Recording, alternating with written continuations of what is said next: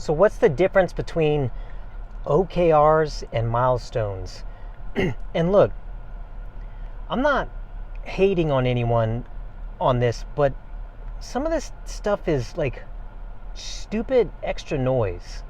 An OKR, by definition, is an objective key result and key result. So in the corporate world or in these management tactical books, people will go from like what's a SMART goal, and then what's a flex goal, and then, oh no, now we're talking about OKRs. What are your objectives?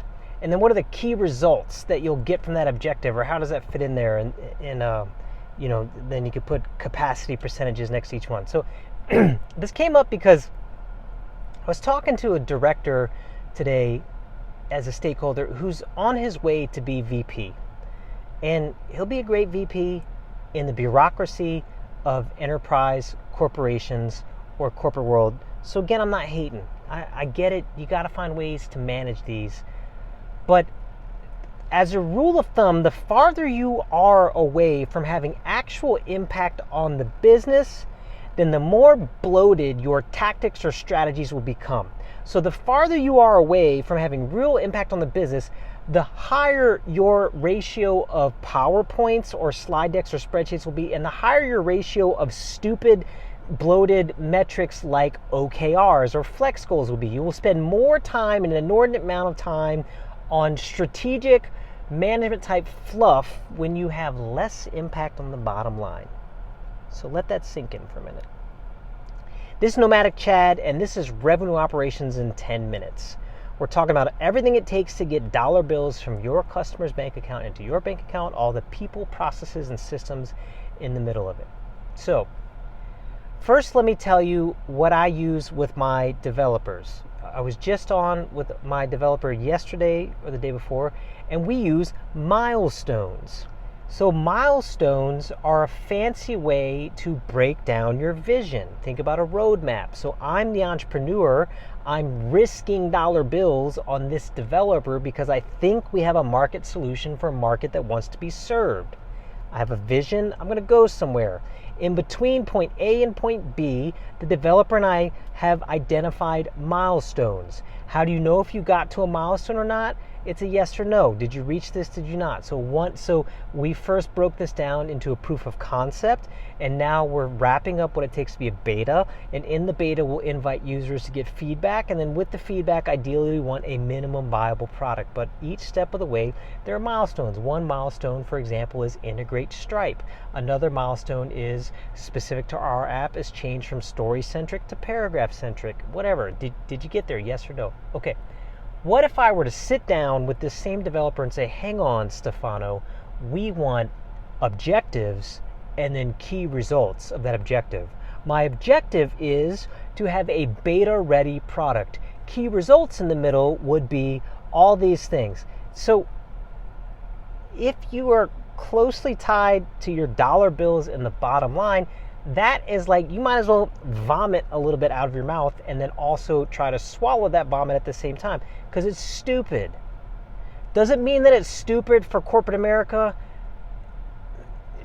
No.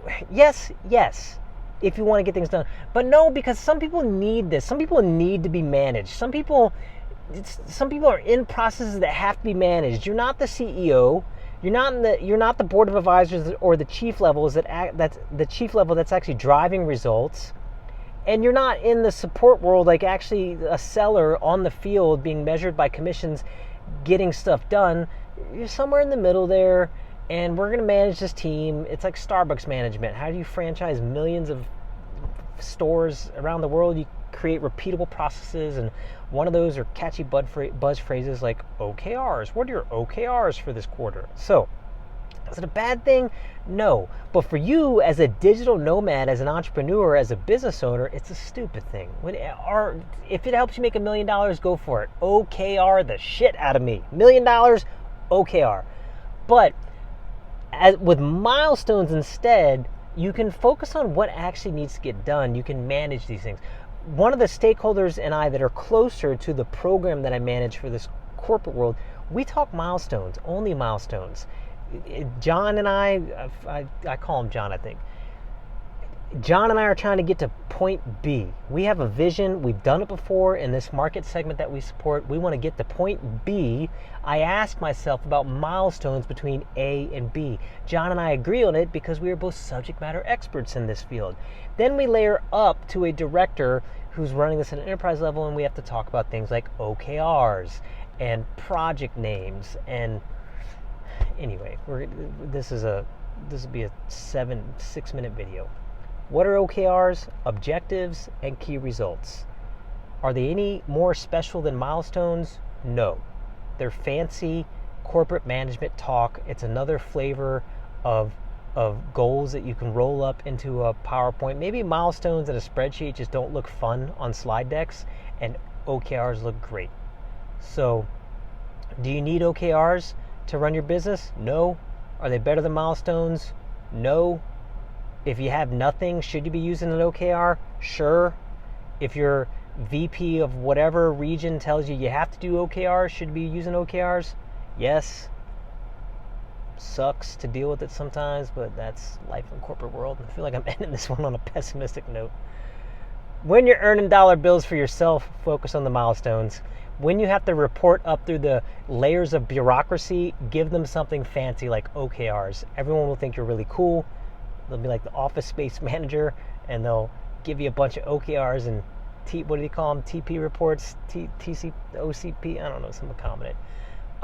But focus on your bottom line. Focus on getting dollar bills in. You could do that with milestones. If you have to manage a gigantic worldwide team through layers of bureaucracy, then go get yourself some OKRs. That's it, guys. Nomadic Chat. Have fun. See you next time.